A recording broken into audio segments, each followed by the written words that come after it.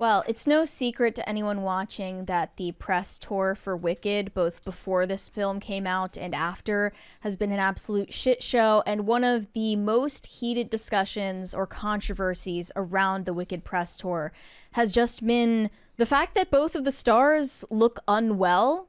If you look at before photos from before this film was released, and then after, you will see that they both look to be severely underweight and sickly. And a lot of people in the public have pointed this out. And then in response, you see a bunch of Ariana Grande stans specifically saying that you have no right to comment on her looks, her appearance, her body. All of that is none of your business. And she looks beautiful, and how dare you? Yeah. So I think it's pretty clear that Ariana Grande is clinically underweight. We will never know what the reason for that is. And it's, again, like, not really our concern. But to say that it's not our place to notice and comment on it, I think is insane, because you're in a movie. One of the first, if not the first thing that matters about you is how you look and people's opinion of how you look. But recently, Ariana Grande responded to some of the public criticism of her appearance and says that she is just not holding space for that. We're going to watch this whole clip here? Yeah. All right. Kind of doing this in front of the public and kind of been, you know, a specimen in a petri dish really since I was 16 or 17, you know. So I have heard it all. I've heard every version of it, of what's wrong with me.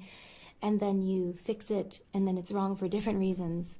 And then, but that's everything from, you know, even just the simplest thing, your appearance, you know, that you're young and you're hearing all kinds of things. It's hard to protect yourself from that noise. And I think it's something that is uncomfortable no matter what scale you're experiencing it on. Even if you go to Thanksgiving dinner and someone's granny says, "Oh my God, you look skinnier, what happened?" Or "You look heavier, what happened?" It's like, that is something that is uncomfortable and horrible no matter where it's happening, no matter the scale it's happening on.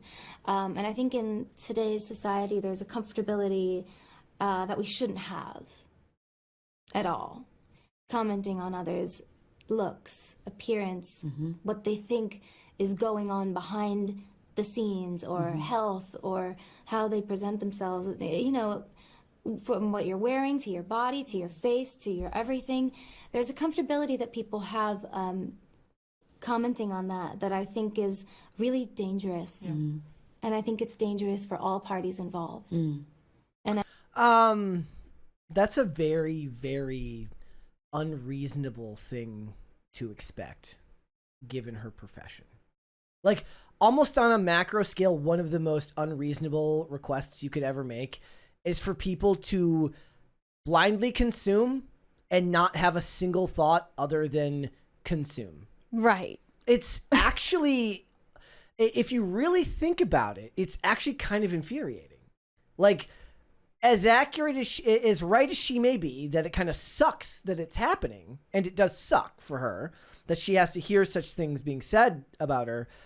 It is the nature of the beast of your industry, and to expect people to just blindly consume without having a single thought in their head really does make you wonder whether those accusations of Hollywood being propaganda designed to just satiate your every need and keep you from thinking about anything makes it feel a little bit more true. It says a lot about what she thinks of you as an audience member. And I think that I'm really lucky to have the support system that I have, and to just know and trust that I'm beautiful, you know. Thank you. And so are you. And so are you. But I do know what the pressure of that noise feels like. It's been a resident in my life since I was 17. And I just don't invite it in anymore. It's not welcome. I have work to do. I have a life to live. I have friends to love on. I have so much love. And it's not invited, so I don't leave space for it anymore. And however you all can protect yourselves from that noise, whether it's at a family reunion or online, if you gotta block people, I don't care. Okay, that's fine. Do that. Block people. but don't expect it not to happen. Well, she's saying it's dangerous to feel comfortable commenting on someone's appearance. Like, dangerous? It's a little bit melodramatic. She also made it seem like it was a modern thing, but then she goes, your granny says to you when you show up that's been going on forever. Yeah. That's been going on forever. Some people are more entitled to have an opinion about how you look than others. For instance, your family members, or if you have a spouse, or your friends. Yeah. Or maybe your customers who are paying to see your movie.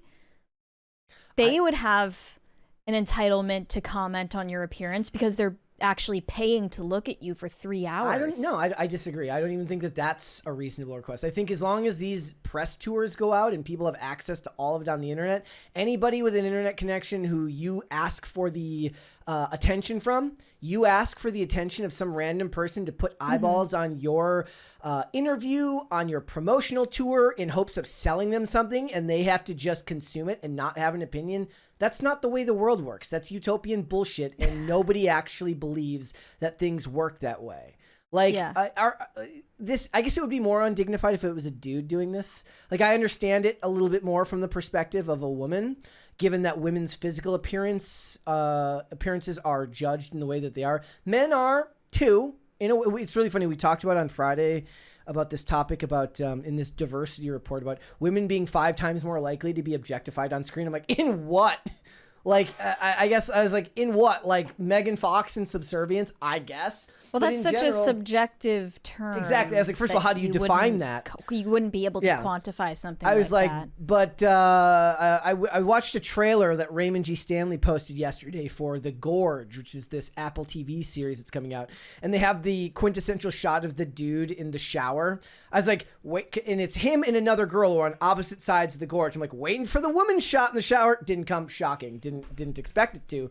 But the point is, guys, is that, look, if you want to, I don't get to do this show and expect you to not have an opinion on what I'm doing here, right? I'm looking at the chat right now, having opinions on what we're doing here. If I ask of you to have to take the time out of your day to watch what we make, we don't have a right to tell them not to pontificate on either our thoughts, our appearance, whatever. Right. She is casting such a wide net, trying to get as many eyes on her interviews and her movie as possible, but is also trying to make the rules for what the peasants are allowed to say about her. And it comes off as extremely out of touch and entitled. Toxic positivity is going to be the downfall of society.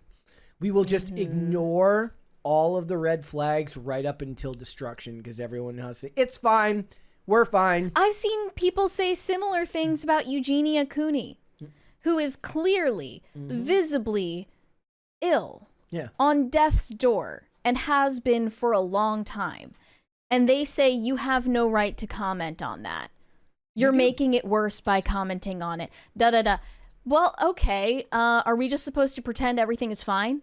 Is that really like what you're telling us to do right now? Is just not like we'll just pretend we don't notice. Not saying Ariana Grande is anywhere near as extreme of a case. No, obviously. Of course not. But you're just anyone can take a glance at her and see she is underweight, and she wasn't always as severely underweight as she was from the moment they started filming this movie. And the main rumor around it has been that she started losing more weight in order to play Glinda. Yeah. That was the rumor. How about this? Even if you're wrong, you still have a right. Yeah. Because they're there. Because they've made this movie for millions of dollars and are now making millions of dollars by promoting it and assaulting your eyeballs with ads for it 24/7. Even if you're wrong, you have a right to an opinion on that. Everyone does. And I am sick of the toxic positivity. Cynthia Erivo also weighed in. Her co-star asked about the constant attacks that co-lead Ariana Grande receives online. Cynthia Erivo says, cyberbullying is quite dangerous, and it's easy to be behind the computer typing words about a person you don't know anything about. Her course of action is to be the counterpoint to harmful narratives. Quote, Be the person who tells the positive. What a person who has never met you thinks is never more important than what you think of yourself. Wasn't it Lana who just reminded me 30% of what you think about yourself is what other people say about you? Is that true? That's at least what she credited Freud with saying. I don't know if that's true either, but what people think of you, especially in an industry like theirs, is incredibly important, and it probably does matter more than what you think of yourself. Yeah, I actually feel kind of bad for them because they don't actually have the luxury of believing that. Yeah. Because what people think of them... This is a cope. At the very least, even more than, say, the average everyday person who just works a regular 9 to 5, maybe they can exist in the plane of, I love myself, and that's fine. Mm-hmm. Everybody else hates me, whatever. I go to work, I come home. Their paychecks are kind of defined by whether people like them or not, because it depends on whether they're willing to go see them at the movies or not. Yeah. So another person who joined in on the pile-ons against Ariana Grande was a former Donald Trump advisor, Gina Loudon. She accused Wicked of being racist against white people, and she said Ariana Grande is, quote, obviously Hispanic. Quote, the racism and racial appropriation I just thought was offensive, frankly. Did she just see the last name and didn't look any further? That's an Italian last name, is it not? And now this is so ironic because it's Ariana Grande finally trying to look like a white person, and now she still doesn't pass. Yeah. I think she was referring to the race swap of Elphaba, though. Thanks for watching. Listen to full episodes of Pop Culture Crisis on Spotify. Keep up with us on social media and make sure you subscribe and ring that bell so you never miss the show. Bye, guys.